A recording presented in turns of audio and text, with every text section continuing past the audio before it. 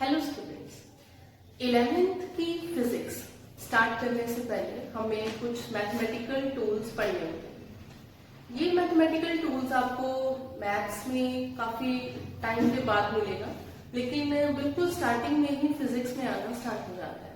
तो ये हमें मिलेगा मोशन के अंदर, काइनेमेटिक्स के अंदर। तो इसके बिना आगे चल पाना थोड़ा मुश्किल हो जाएगा। तो मैं आज आपको इसके कुछ बेसिक जो टूल्स हम लोग रेगुलरली यूज करेंगे वो बताने जा रही हूँ। बहुत डिटेल में नहीं, बहुत डेरिवेशंस नहीं करवाने जा रही हूँ, सिर्फ उतना जितना मुझे चाहिए, जिसके बिना हम लोग आगे नहीं चल पाएंगे। तो इसको थोड़ा देखते हैं, इसके फॉर्मूला समझते हैं, उसको अप्लाई करना सीखते हैं। ओके, तो ये जो आज मैं आपको पार्ट बताने जा रही हूँ, ये बेसिकली मैथ्स के कैलकुलस का पार्ट है। कैलकुलस के हिसाब से दो तरह के ऑपरेशन हमें मिलते हैं। पहला operation differentiation and second one is integration. पहला डिफरेंशिएशन और दूसरा इंटीग्रेशन। इसी के बिहाफ पे नेक्स्ट क्लासेस में कैलकुलस दो तरह का होता है, डिफरेंशियल कैलकुलस और इंटीग्रल कैलकुलस। अब ये नए दो ऑपरेशंस आए जिनको हमें सीखना होगा। आप सब लोगों को 4 बेसिक ऑपरेशंस ऑलरेडी आते हैं। 4 बेसिक ऑपरेशंस कौन कौन से हैं? प्लस, माइनस, मल्टीप्लाई और डिविजन। 4 बेसिक ऑपरेशंस सब स्टूडेंट्स को आते हैं। तो यहाँ से आपको 2 नए ऑपरेशन सिखाए जाएंगे, किस तरह से चीजों को डिफरेंशिएट कर रहे हैं और किस तरह से इंटीग्रेट कर रहे हैं। आज का मेरा टॉपिक डिफरेंशिएशन का रहने वाला है। तो आज हम डिफरेंशिएशन के वो फॉर्मूलाज पढ़ लेंगे जो मुझे +1 में रेगुलरली यूज करने हैं। तो इसको स्टार्ट करने से पहले थोड़ा फिजिक्स के बारे में पहले देख लेते हैं। Physical quantities, first term physical quantities. Physical quantities वो क्वांटिटीज होती हैं जो फिजिक्स में यूज होती हैं। Physical quantities means those quantities which are used in physics like force, mass, acceleration, speed, velocity, time. ये सब चीजें जो हम रेगुलरली फिजिक्स में यूज करेंगे, these quantities are called physical quantities. इन फिजिकल क्वांटिटीज को 2 हिस्सों में डिवाइड किया जा सकता है। फिजिकल क्वांटिटीज 2 हिस्सों में डिवाइड की गई। First one is constants and second one is variables. Physical quantity हमारे पास इन दो में से एक होगी, या तो कोई कांस्टेंट फिजिकल क्वांटिटी होगी या कोई वेरिएबल फिजिकल क्वांटिटी होगी। कांस्टेंट का मतलब होता है those quantities which are always constant, whose values are always fixed। जैसे पाई की वैल्यू 22/7, तो ये कांस्टेंट है, इसकी वैल्यू कभी भी चेंज नहीं करती। तो कांस्टेंट्स वो होते हैं whose वैल्यू इज फिक्स्ड, जिनकी वैल्यू हमेशा फिक्स रहती है। और वेरिएबल्स क्या होंगे? जिनकी वैल्यू फिक्स नहीं, whose value is not fixed. फिर से एक बार, फिजिक्स के अंदर जो जो क्वांटिटीज यूज होंगी वो फिजिकल क्वांटिटीज है। 2 हिस्सों में डिवाइड किया जाता है, आइदर दे आर कांस्टेंट्स और they are variables. Constants are those quantities whose values is fixed और variables whose value is variable, whose value is not fixed।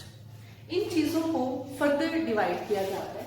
Constants further 2 तरह के होते हैं, या तो होते हैं परमानेंट कांस्टेंट्स। अब परमानेंट कांस्टेंट्स कौन से?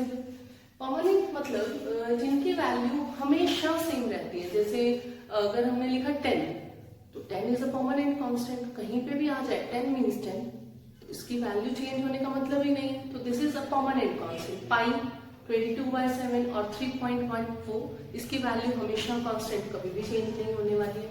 तो परमानेंट कांस्टेंट ये तो हुए मैथमेटिकल कांस्टेंट। मैं बात कर रही हूँ फिजिक्स की। तो फिजिक्स के अंदर भी हमारे पास कुछ परमानेंट कांस्टेंट्स हैं, जैसे gravitational constant, it is a universal constant, so it's value is always same, always permanent constant. ये कभी भी अपनी वैल्यू को चेंज नहीं करेगा। लाइक एवोगैड्रोस नंबर, ये अपनी वैल्यू कभी चेंज नहीं करता। तो इस तरह से कुछ ऐसी ऐसी फिजिकल क्वांटिटीज होती हैं विच आर परमानेंट कांस्टेंट, जिनकी वैल्यू कभी भी चेंज नहीं करेगी। इसकी हम एग्जांपल्स लिख लेते हैं, 1 2 3 all numbers, pi, gravitational constant, Avogadro number etcetera. इस तरह की चीजें जिनके कांस्टेंट की वैल्यू कभी भी चेंज नहीं करती, उनको परमानेंट कांस्टेंट्स कहा जाता है। इसके अलावा दूसरी जो टाइप हमें इसमें मिलती है दैट इज टेम्परेरी कांस्टेंट्स।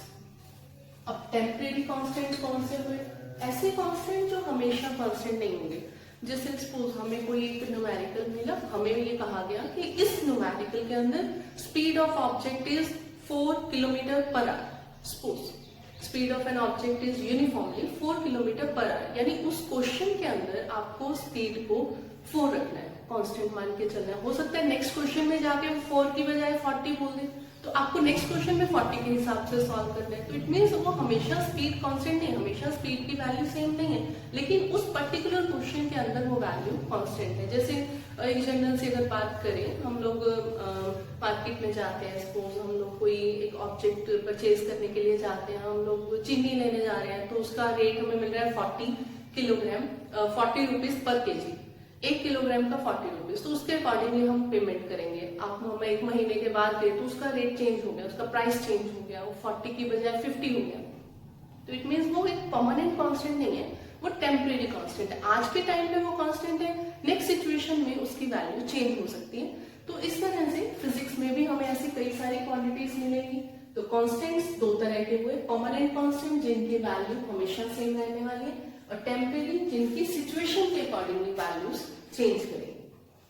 और ये जो कांस्टेंट्स होते हैं टेम्परेरी कांस्टेंट्स, इनको हम डिनोट करते हैं, इसमें कुछ भी टर्म आ सकते हैं, दीज आर डिनोटेड बाय, इसके लिए हम जो सिंबल यूज करेंगे A, B, C एक्सेट्रा, इस तरह से अगर हम कोई अल्फाबेट देख रहे हैं तो इसको हम टेम्परेरी कांस्टेंट बोल सकते हैं। हम लोग काफी बार, क्योंकि हम मोस्टली टेम्परेरी कांस्टेंट्स में ही बात करने वाले हैं, तो मैं कहीं पे भी A, B, C अगर कंसीडर करती हूँ तो most of the time these are temporary constants. तो आगे देखते हैं वेरिएबल्स के बारे में। वेरिएबल्स फर्दर 2 कैटेगरीज में डिवाइड किए जाते हैं, फर्स्ट एंड सेकंड। एक वेरिएबल होते हैं इंडिपेंडेंट वेरिएबल्स। वेरिएबल्स हैं तो इनकी वैल्यूज जो है वो फिक्स नहीं है, वैल्यूज चेंज हो जाएंगे, उनको ही वेरिएबल्स कहा गया। तो फर्स्ट वेरिएबल है इंडिपेंडेंट वेरिएबल। इंडिपेंडेंट का मतलब जो किसी और चीज पे डिपेंड नहीं कर रहा। इंडिपेंडेंट वेरिएबल्स वो है जो अपनी वैल्यू को खुद ब खुद चेंज करें। बेस्ट एग्जांपल इसको समझने के लिए टाइम। अब हम लोग कुछ करें चाहे ना करें, टाइम तो चेंज होता ही रहेगा। टाइम है 8 o'clock, आप कुछ नहीं करो ऑटोमेटिकली 9 o'clock 10 o'clock। तो time is an independent variable. Time एक ऐसा क्वांटिटी है जो किसी और चीज पे डिपेंड नहीं करेगा कि वो चीज चेंज होगी तो टाइम चेंज होगा, ऐसा कुछ नहीं होता। इट मीन्स टाइम एक इंडिपेंडेंट क्वांटिटी है, फॉर एग्जाम्पल टाइम। और दूसरी इंडिपेंडेंट वेरिएबल, दूसरा वेरिएबल जो हमें मिलता है that is dependent variable. Dependent variable, dependent वो है जो इंडिपेंडेंट क्वांटिटी के ऊपर डिपेंड करता है। जैसे सपोज मेरे पास एक क्वेश्चन है y is equal to x square. तो हम लोग जब इसका टेबल बनाना शुरू करते हैं, सपोज इसका कोई ग्राफ वगैरह हमें ड्रॉ करना हो, तो ऐसा हम ऑलरेडी कर चुके हैं लोअर क्लासेस में। x y, मैंने अपने आप से x की कुछ वैल्यूज को कंसीडर कर, x की वैल्यू 1, x की वैल्यू 2, तो x क्या हो गया?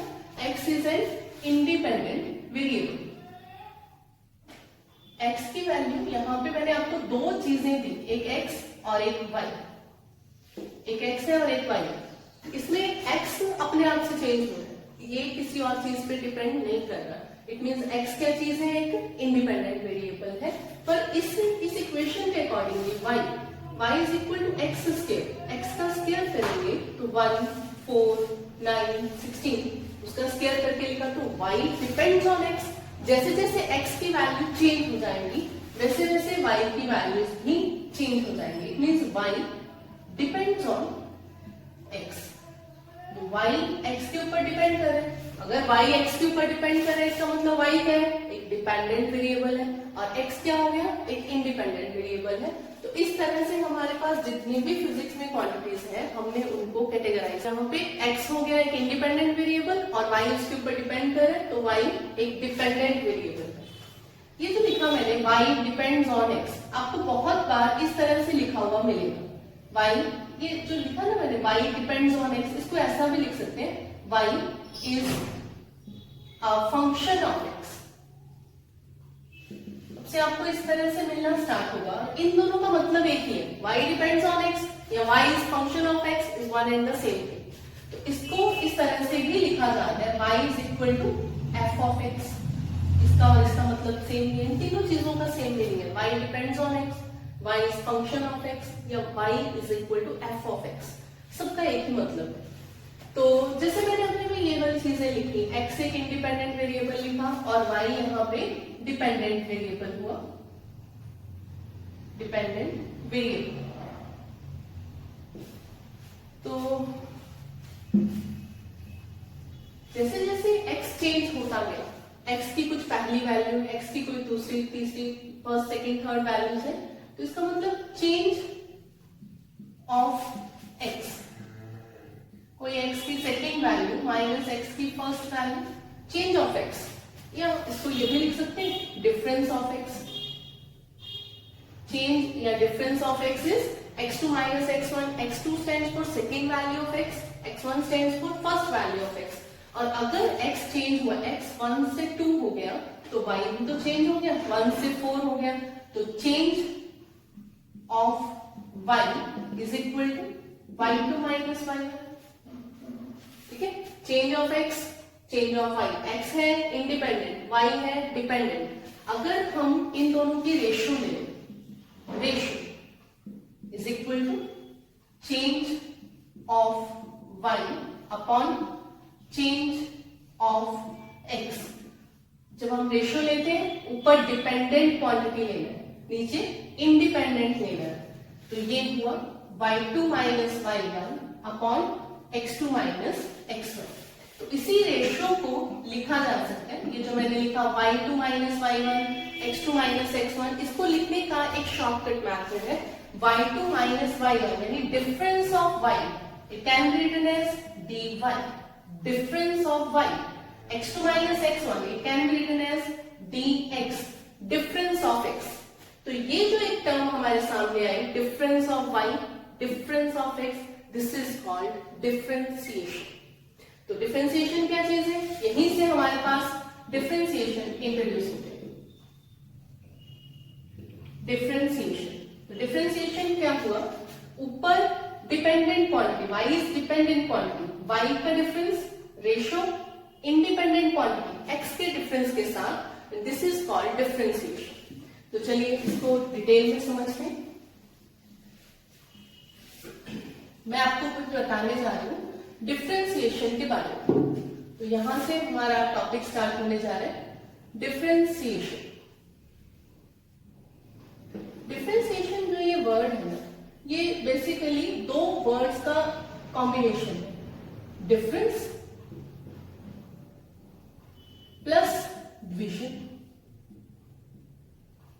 Difference plus division. और मैंने यहां क्या किया, मैंने भी तो यही किया, ये जो मैंने dy by dx लिखा, it is y2 minus y1, d stands for difference, difference of y upon difference of x। तो मैंने डिफरेंस की डिवीजन कर दी, डिफरेंस की division is called differentiation. Division करनी है डिफरेंस की, दिस इज कॉल्ड डिफरेंशिएशन। और इस चीज का खास ख्याल रखना होगा, नीचे इंडिपेंडेंट और ऊपर डिपेंडेंट क्वांटिटी। तो इसको पढ़ना क्या है, dy by dx, this is change, change stands for difference, change of y with respect to change of x। with respect to word हम यूज करते हैं जो चीज डिनोमिनेटर में होती है, डिनोमिनेटर को रिप्रेजेंट करने के लिए किसके हिसाब से आप कर रहे हो, for that we are using with respect to. इसकी शॉर्ट फॉर्म में बहुत बार आएगा, तो इसको हमेशा लिखेंगे w.r.t। तो this is change of y with respect to change of x। इसको ऐसा भी लिख सकते हैं, derivative of y with respect to x, हम y का डेरिवेटिव x के हिसाब से ले रहे हैं। तो इस तरह के कई सारे डेरिवेटिव्स आने वाले।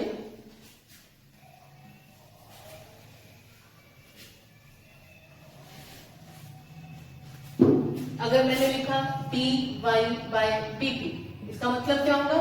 Derivative of y with respect to t। अगर हमने लिखा dy by dx, अभी बताया derivative of y with respect to x, dy by d theta, derivative of y with respect to theta, and so. तो इस derivative, ये जो operation introduce किया मैंने, इस डेरिवेटिव के फॉर्मूलाज देखते हैं। देखिए, अगर d by dx आ गया और साथ में x की कुछ पावर, d by dx, आपने ये देखना है कि हम किस इंडिपेंडेंट क्वांटिटी के बारे में बात कर रहे हैं। हम x के ऊपर ऑपरेशन ये लगाने जा रहे हैं, d by dx of x power n, this formula is nx n minus 1। ये फर्स्ट फॉर्मूला है डेरिवेटिव का, जो हम बहुत ज्यादा कंटिन्यूसली इसको यूज करने वाले हैं। d by dx x power n is nx n minus 1। इसको याद रखने का तरीका, डेरिवेटिव में अगर कोई पावर आ जाए तो पावर आगे, पावर को एक से लेस करके लिखो, पावर को एक से कम करके लिखिएगा। जैसे for example d by dx of x power 10 आ गया, तो ये बनेगा पावर आगे 10 आगे x की power 10 minus 1, so it's result is 10x power 9। अगर मेरे पास आ जाए d by dx of x power 100, then x के ऊपर ऑपरेशन ये अप्लाई करना है। ये वाला जो ऑपरेशन है ये x पे ही लगना है, सो पावर आगे, पावर को एक से कम कर दिया, it's result is 100x power 99। बिल्कुल ऐसे ही अगर मेरे पास ये वाला कुछ क्वेश्चन हमें मिलता है d by dt, इस बार मैंने independent quantity t, d by dt of 2t square. तो मुझे ये ऑपरेशन अप्लाई करना है t के ऊपर, और किसी पे नहीं लगाना, सिर्फ t पे ही लगाना है, because derivative with respect to t। तो t को हम अंदर इसके साथ ही रखेंगे, 2 को ब्रैकेट के बाहर, डेरिवेटिव के बाहर ले जाएंगे, 2 d by dt of t square. तो पावर का फॉर्मूला, पावर आगे, पावर को एक से कम कर दिया, ये हुआ 4t पावर 1 4t। और देखते हैं, तो ये हमारे पास एक पहला मेन फॉर्मूला इंट्रोड्यूस हुआ डेरिवेटिव्स का। अगर आ जाए d by dx of x, मुझे d by dx x का ही करना है, तो फॉर्मूला तो पावर का है, पावर आगे एक से कम किया, तो इसके बारे में सोचते हैं, पावर कितनी हुई 1, पावर आगे, पावर को एक से कम कर दिया, तो 1 इंटू एक्स पावर 0, और x पावर 0 किसी भी टर्म की पावर 0 1 होती है, तो 1 इंटू 1 रिजल्ट इज 1। तो दूसरी चीज आ गई d by dx of x is 1, ये एक और फॉर्मूला बन गया। हम जिसका डेरिवेटिव कर रहे हैं और जिसके ऊपर हम अप्लाई कर रहे हैं, अगर ऊपर नीचे सेम टर्म है तो रिजल्ट इज 1। इसको दिमाग में इस तरह से भी बिठाया जा सकता है, dx नीचे आ रहा है, dx ऊपर आ रहा है, तो जैसे मैथ्स में करते हैं कट कर देते हैं, लेकिन क्योंकि ये एक ऑपरेशन है तो हम इस तरह से कट नहीं करेंगे, लेकिन दिमाग में रख सकते हैं dx ऊपर नीचे सेम, रिजल्ट इज 1।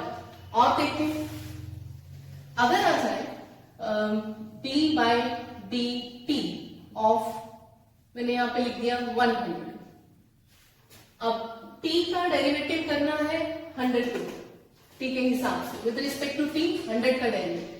अब मुझे तो फॉर्मूला t पे लगाना है, इसके पास t है ही, तो हम लोग क्या करेंगे, पहले तो 100, क्योंकि एक कांस्टेंट नंबर है, कांस्टेंट को हम बाहर ले जाएंगे, d by dt ऑफ 1।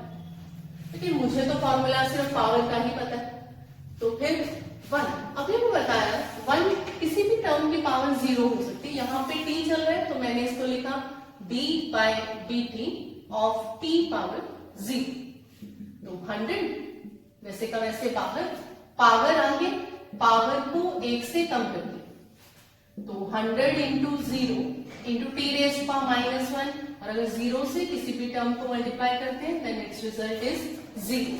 तो यहां से हमें एक और चीज, यहां से जो एक और रिजल्ट मिल रहा है अगर डेरिवेटिव आ जाए किसी भी कांस्टेंट का, कांस्टेंट मीनिंग कोई भी नंबर है जिसकी वैल्यू चेंज नहीं हुई है, अगर किसी कांस्टेंट का डेरिवेटिव मिले किसी के भी साथ हो, चाहे वो with respect to X Y T कुछ भी हो, वेरिएबल कोई सा भी हो, कांस्टेंट का डेरिवेटिव जीरो।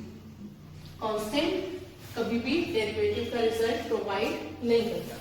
तो यहाँ से हमारे पास तीन रिजल्ट्स आए। डी बाई डी एक्स जो टर्म नीचे है अगर वही की वही बिना पावर के, सिर्फ वन पावर है, D by D x of X is one, D by D x of X power N is power आगे, पावर को एक से कम किया, D by D x of any constant is always zero. इसको collectively use करते हैं, एक क्वाड्रेटिक इक्वेशन के ऊपर डेरिवेटिव का फॉर्मूला अप्लाई करते हैं। सपोज मेरे पास क्वेश्चन है डी बाई डी एक्स करना है x square plus 2x minus 7, मैंने एक क्वाड्रेटिक फंक्शन लिया और इसके ऊपर डेरिवेटिव अप्लाई करना।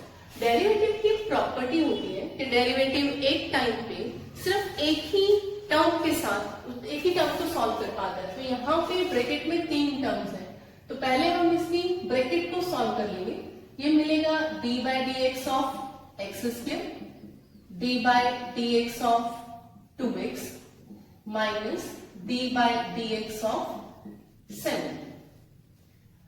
यहाँ पे x के ऊपर फॉर्मूला लगाना है, एक्स स्क्वायर ही है तो पावर आगे पावर को एक से कम कर दिया, डेरिवेटिव का सेकेंड फॉर्मूला मैंने यहाँ पे अप्लाई कर दिया। यहाँ पे x का फॉर्मूला है तो सिर्फ x पे लगना है, 2 को मुझे बाहर लेना होगा, D by D x of x minus 7 constant है, नंबर है तो it is a constant, constant का डेरिवेटिव जीरो।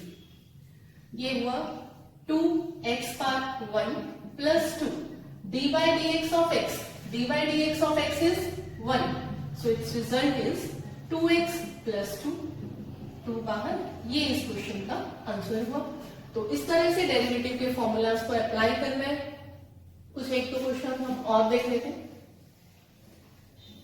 अगर कुछ पावर हमें मिल रही है जैसे d by D T of under root of T, suppose इस क्वेश्चन को सॉल्व करना है, अंडर रूट का मतलब स्क्वायर रूट है पावर 1 बाई, तो बिल्कुल वैसे ही ये क्वेश्चन सॉल्व हो जाएगा, d by D T T power 1 by 2, power आगे पावर को एक से कम कर देंगे, so it is 1 by 2 t raise power minus 1 by 2, it can be written as 1 by 2 t raise power 1 by 2, denominator में करेंगे पावर जो है वो पॉजिटिव हो जाएगी, 1 बाई 2 रूट, ये इस क्वेश्चन का आंसर आ गया। तो रूट टी का डेरिवेटिव 1 बाई 2 रूट टी।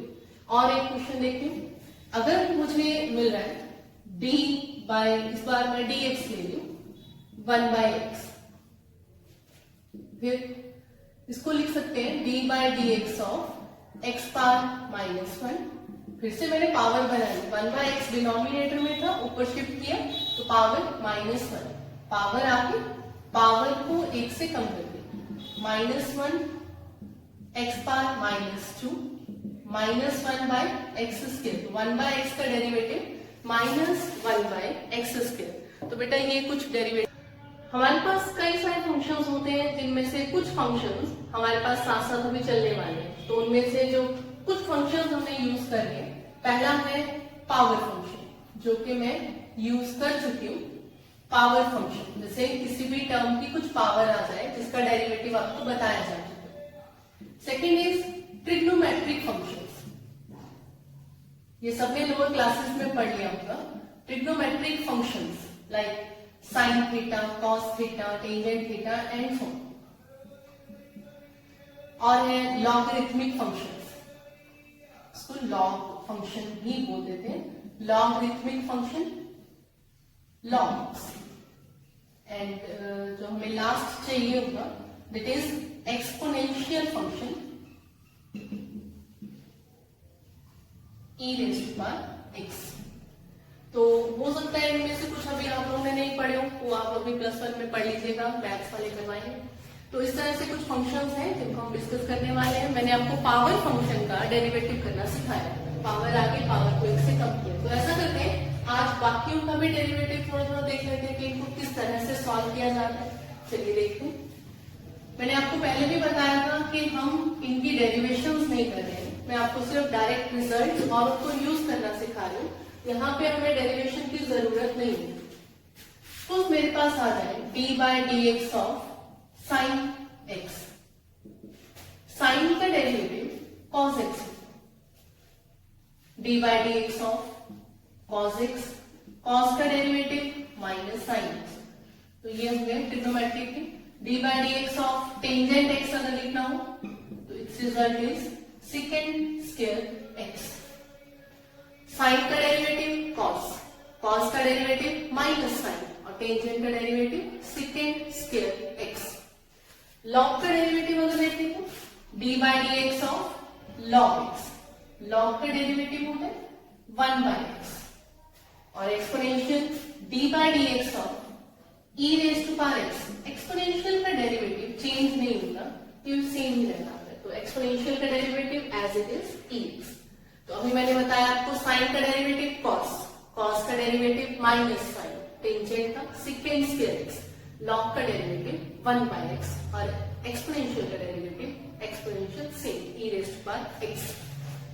तो इसको फर्दर यूज करते हैं, यहाँ पे पावर का फॉर्मूला भी लिख लेते हैं जो हमने लास्ट वीडियो में लिखा था, D by D x of X power N, power आके पावर को एक से कम कर दिया। तो ये अभी तक के फॉर्मूलाज फंक्शंस के जो मैंने आपको बताया। एक डेरिवेटिव के अंदर ही एक प्रोडक्ट रूल होता है। प्रोडक्ट रूल क्या चीज है? अगर डेरिवेटिव में कोई दो वेरिएबल्स आ जाए, आई रिपीट u और v, यहाँ पे मैं फंक्शंस ऑफ x ले लूं, यानी बोथ आर वेरिएबल्स, दोनों वेरिएबल्स हैं, कांस्टेंट्स नहीं है, u और v मैंने सपोज कर लिया these are variables, this depends on x, तो u v डेरिवेटिव। तो जब भी दो चीजें आ जाए, फर्स्ट और सेकंड फंक्शन दो अलग अलग है, तो इसका प्रोडक्ट रूल क्या है? u dv by dx plus v du by dx, ये प्रोडक्ट रूल है। इसको याद रखने का तरीका देखिए, डेरिवेटिव में अगर दो टर्म्स आ जाए तो उसका डेरिवेटिव कैसे करते हैं? डेरिवेटिव एक टाइम पे एक ही टर्म को डेरिवेटिव कर सकते हैं, लेकिन अगर दो आ जाए तो उसके लिए प्रोडक्ट रूल है, पहला छोड़ के दूसरे का डेरिवेटिव प्लस दूसरा छोड़ के पहले का डेरिवेटिव। एक टाइम पे एक का ही करेंगे, u छोड़ दो v का कर दीजिए, प्लस v छोड़ दो u का कर दीजिए। सेम ऐसे अगर आपके पास सपोज तीन फंक्शंस की प्रोडक्ट आ जाती है, वो भी ऐसे करेंगे। अगर सपोज यहाँ 3 होता तो मैं 2 हटा के एक टाइम पे एक टाइम करके प्लस करके तीनों का अलग अलग टाइम पे डिफरेंशिएशन हमें मिलता है। तो ये कुछ फॉर्मूलाज हो गए। चलिए इससे रिलेटेड कुछ क्वेश्चन सॉल्व करते हैं। अगर आ जाए d by D x of x sine x, तो ये क्वेश्चन, तो यहाँ पे मुझे दो फंक्शंस मिल रहे हैं, एक x है और एक sine x। First of all apply product rule. Product rule is पहला छोड़ के दूसरे का डेरिवेटिव प्लस दूसरा छोड़ के पहले का डेरिवेटिव, x साइन का derivative cos x cos x plus sign x, x का x के साथ derivative 1, so it's result is x cos x plus sign x। ये वाला इस क्वेश्चन का रिजल्ट हो गया। तो मैंने प्रोडक्ट रूल भी लगा लिया, प्रोडक्ट रूल लगाने के बाद x का भी डेरिवेटिव यूज किया और ट्रिग्नोमेट्रिक का भी डेरिवेटिव यूज किया। और देखते हैं अगर यहाँ पर होता derivative of x square cos x, फिर से दो फंक्शंस है, मार्क करते हैं, फर्स्ट है सेकेंड है, पहला छोड़ के दूसरे का डेरिवेटिव प्लस दूसरा छोड़ के पहले का डेरिवेटिव, तो x स्क्वायर cos का derivative minus sine x plus cos x, x square का डेरिवेटिव पावर आके पावर को 1 से कम कर दिया, ये बना minus x square sine x plus 2x cos x। इन दोनों में से x को मैंने कॉमन कर लिया, result is minus x sine x plus 2 cos x। ये इस क्वेश्चन का आंसर आ गया। तो इस तरह से कोई भी आपको इनमें से फंक्शन मिल जाए जिसका कोई प्रोडक्ट रूल है, तो पहले प्रोडक्ट रूल लगाइएगा, उसके बाद उसको सॉल्व करिएगा। और देखिए अगर हमें रिजल्ट मिल रहा है, अगर हमें क्वेश्चन मिल रहा है d by D x of x log x, फिर फर्स्ट सेकेंड पहला छोड़ के दूसरे का डेरिवेटिव प्लस दूसरा छोड़ के पहले का डेरिवेटिव x log का derivative 1 by x plus log x और x का x के साथ डेरिवेटिव 1, ये कैंसिल हुआ 1 प्लस log x, इस क्वेश्चन का रिजल्ट हो गया। तो इस तरह से आपको कभी भी प्रोडक्ट रूल मिले, किसी भी तरह से मिले, इनमें से हम टर्म्स यूज करेंगे, प्रोडक्ट रूल लगाएंगे। ये मैंने आज वो बेसिक फॉर्मूलाज लिखे हैं जो मुझे +1 में चाहिए। प्रोडक्ट रूल लगाना हो तो एक टाइम पे एक का करना है, पहला छोड़ के दूसरे का डेरिवेटिव, दूसरा छोड़ के पहले का, power, sine, cos, tangent, log और एक्सपोनेंशियल। तो एक बार फिर से इसको ट्राई करते हैं।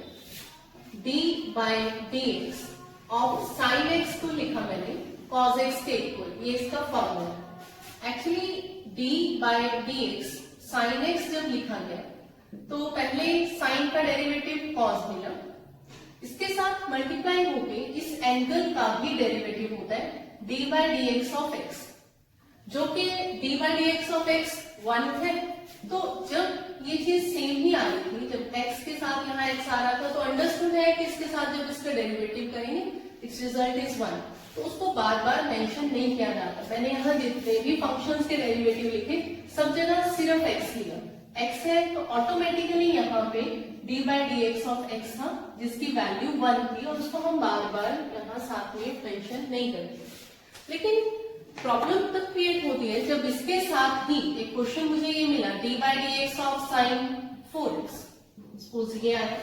अब क्या करेंगे, अब तो x का डेरिवेटिव करना है लेकिन सिर्फ x नहीं, x के साथ एक टर्म से प्रोडक्ट है। तो सबसे पहले साइन का डेरिवेटिव cos 4x, एंगल में कोई चेंज नहीं आएगी, मल्टीप्लाई करके हम एंगल का डेरिवेटिव लिखेंगे। अब इस बार x नहीं था, अगर x हो तो आपको ये मेंशन करने की जरूरत नहीं, क्योंकि 4x है तो मुझे ये साथ में लिखना पड़ेगा प्रोडक्ट करके। तो cos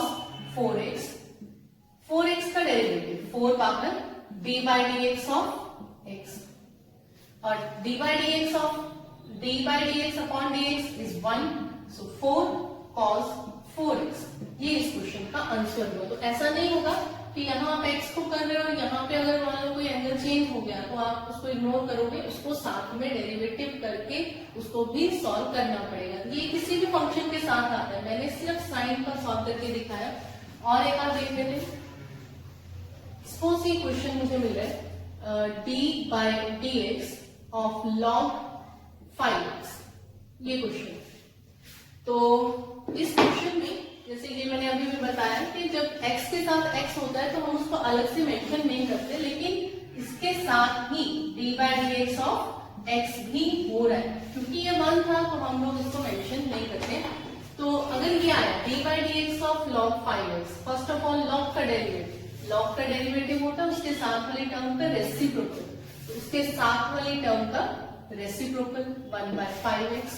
अब x है पर इसके साथ जो टर्म है वो है 5x, तो हम इसको इग्नोर नहीं करेंगे, साथ में लिखेंगे d bye dx of 5x। जो टर्म चेंज हुई x के अलावा अगर कोई और टर्म आ गई तो उसका भी साथ में डेरिवेटिव करना होगा।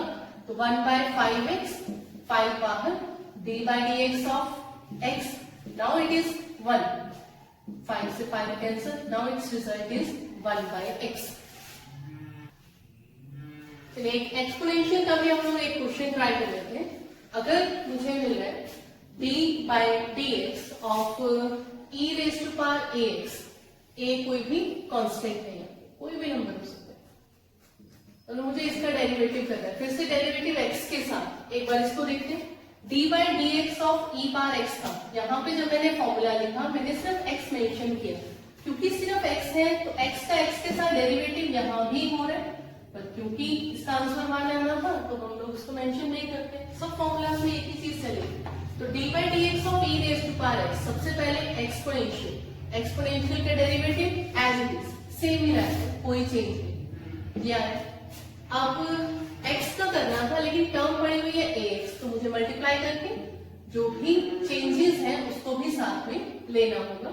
e raise to power ax, a बाहर d bye dx of x, और d bye dx of x is 1, इसका रिजल्ट 1, तो answer is a e power ax। इस तरह से पहले मैंने आपको फंक्शंस का डेरिवेटिव बताया, फिर बताया फंक्शन में x के अलावा अगर कोई और टर्म आ जाती है, अगर उसके साथ एक कांस्टेंट नंबर भी ऐड होता है तो उसको किस तरह से डील करना है। अब आप इसको फर्दर ट्राई करिएगा इन क्वेश्चंस को।